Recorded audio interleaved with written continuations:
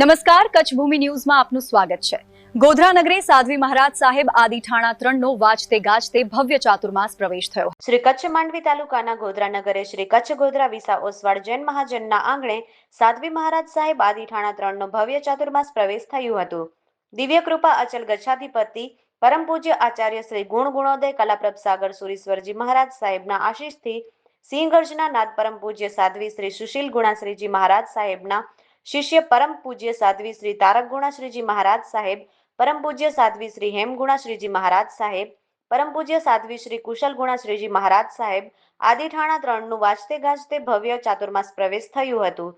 પરમ પૂજનીય શ્રી ભગવાન આદિનાથના જિનાલયથી અંબેધામ સુધી નવકાર મંત્રના જયનાદ અને ગુરુજી અમારો અંતરનાદ અમને આપો આશીર્વાદના નાદ સાથે ભવ્ય ચાતુર્માસ પ્રવેશ થયો હતો, જેમાં ગોધરા જૈન મહાજન તેમજ 52-42 ગામોના મહાજનના પદાધિકારીઓ જોડાયા હતા। શ્રી કચ્છ ગોધરા વિસા ઓસવાડ જૈન મહાજનના પ્રમુખ શ્રી લલિત નાનજી સાલિયા, managing trustee Shri Vinodbhai Devraj Gangar, managing યુવા ટ્રસ્ટી શ્રી અમિત લક્ષ્મીચંદ વોરા, ઉપપ્રમુખ શ્રી અનિલ ગાંગજી છેડા, મંત્રી શ્રી પરાગ પોપટલાલ સાલિયા, સહમંત્રી સીએ એલએલબી હર્ષ બિપિન નાગડા, સહમંત્રી શ્રી પિયુષ લક્ષ્મીચંદ ગાલા, ખજાનચી શ્રી જયેશ કલ્યાણજી રામભિયા, સહખજાનચી શ્રી પિયુષ વસંતલાલ સાલિયા, ટ્રસ્ટીગણ શ્રી રાજેશ તલકસિંહ છેડા, શ્રી ભરત કેશવજી છેડા, શ્રી સુરેશ શાંતિલાલ રામભિયા, શ્રી સીએ ભરત ધનજી ગાલા, સીએ એલએલબી શ્રી સમીર સુરેશ નાગડા, સ્થાનિક મંત્રી શ્રી હરકચંદ કુંવરજી ગોસર, સહસ્થાનિક મંત્રી શ્રી પોપટલાલ લીલાધર છેડા, અતિથિ ગૃહ મંત્રી શ્રી અરવિંદ ઉમરસિંહ ગંગર,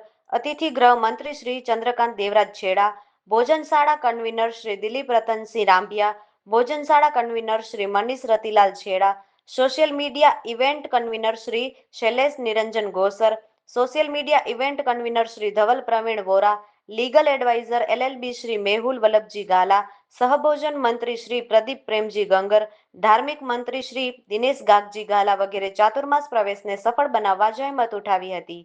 ધીરેન ગાલા, ભગવાનજી ઝાલા, કમલેશ ગળા, ગજરાજ દુર્ગાપુર, જયંતિલાલ ખેતસિંહ નાગડા, અરવિંદ ગાલા, જયેશ છેડા તેમજ વેલબાઈ નાનજી ગંગર પરિવાર વગેરે આ ચાતુર્માસ પ્રવેશમાં ઉપસ્થિત રહ્યા હતા। કોકિલકંઠી નિશાબેન સંઘવીએ પોતાની આગવી છટામાં જીનવાણી રજૂ કરી હતી।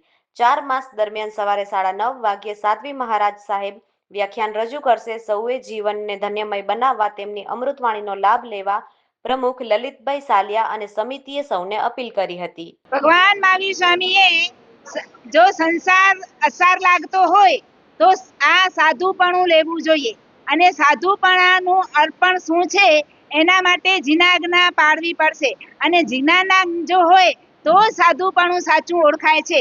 આવું સાધુપણું ચાતુર્માસમાં કેટલાય શ્રમણ સંઘોમાં આ સાધુપણું મળતું નથી, પણ ખરેખર આ ગોધરોના ભાગ્ય કે 4 મહિના સુધી આ જીનવાણી સાંભળશે અને પોતાના આ રહેલા આત્મામાં દોષો એ દોષોને ધોશે અને ખરેખર જીનવાણી એ જ પરમાત્માની સાચી વાણી છે।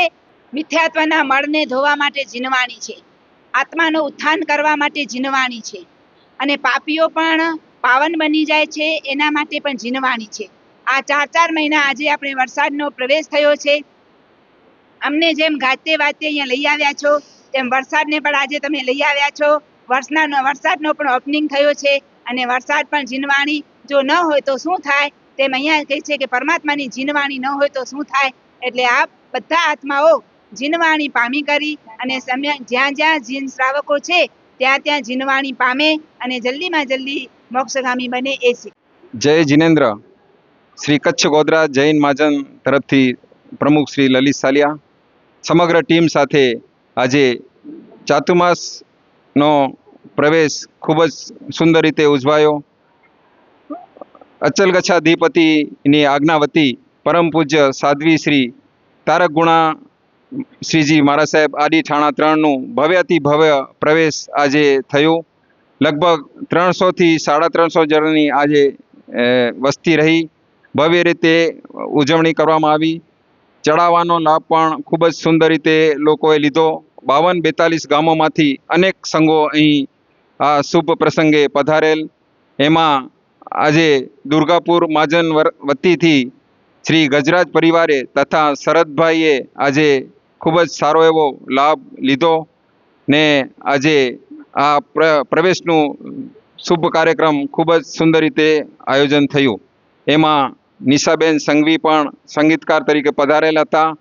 તેમજ અનેક સંઘોએ આજે અમને પણ નવકાશી તેમજ સાધારણ ભક્તિનો લાભ આપ્યો. એ બદલ સર્વે મહાજનોનો ખૂબ ખૂબ આભાર. ને આજે આપણે અહીં 4 મહિના દરમિયાન એક પૂજ્યશ્રી દ્વારા એક ભવ્ય શિબિરનું આયોજન કરવામાં આવેલ છે. 15 થી 30 વર્ષની કોઈ પણ ગામની કન્યા આ શિબિરમાં લાભ લઈ શકે છે. શિબિરનો સમય અને ટાઈમ આપણે 12 નવેમ્બરથી 16 નવેમ્બર દરમિયાન રહેશે. કોઈ પણ ગામની કન્યા આમાં લાભ લઈ શકે છે. પત્રિકા માધ્યમથી એમની જાહેરાત કરવામાં આવશે. તેમજ અહીં અમારા દાદાની 125મી વર્ષગાંઠની ઉજવણી અમે ડિસેમ્બર મહિનામાં કરવાના છીએ. ડિસેમ્બર મહિનામાં 25 થી 29 દરમિયાન આ દાદાની ઉજવણીનું ભવ્યથી ભવ્ય કાર્યક્રમનું આયોજન અમે કરી રહ્યા છીએ. ત્યારે સમગ્ર સંઘો તેમજ મહાજનોને ખાસ આમંત્રણ આપવામાં આવે છે, અગોતરું આમંત્રણ આપવામાં આવે છે કે આ ભવ્ય પ્રસંગે અહીં ગોધરા નગરે પધારજો અને અમને આ લાભ આપશો. જી, થેન્ક યુ, ધન્યવાદ. આજે તારીખ 24/7/2026ના દિવસે આજના પાવન પ્રસંગે સાધ્વી શ્રીજી તારકગુણા મહારાજ સાહેબનું આજે મંગલ પ્રવેશ થયું છે. સાથે સાથે સાહેબના પ્રવેશની સાથે સાથે આજે વરસાદ પણ એનું પણ આગમન બહુ સારું એવું કચ્છની અંદર થયું છે, જેની આતુરતાથી કચ્છવાસીઓ વાટ જોઈ રહ્યા હતા. એવું વરસાદનું પણ આગમન આજે કચ્છની ધરતી ઉપર થયું છે. ચાતુર્માસ એક અમારા જીન શાસનની અંદર ખૂબ મોટું મહિમા બતાડ્યું છે. ચાતુર્માસની અંદર ઘણા બધા જીવોની ઉત્પત્તિ થતી હોય છે, ત્યારે એ જીવોની હત્યા ન થાય, ઘણા બધા ધાર્મિક કાર્યો ચાતુર્માસ દરમિયાન થાય.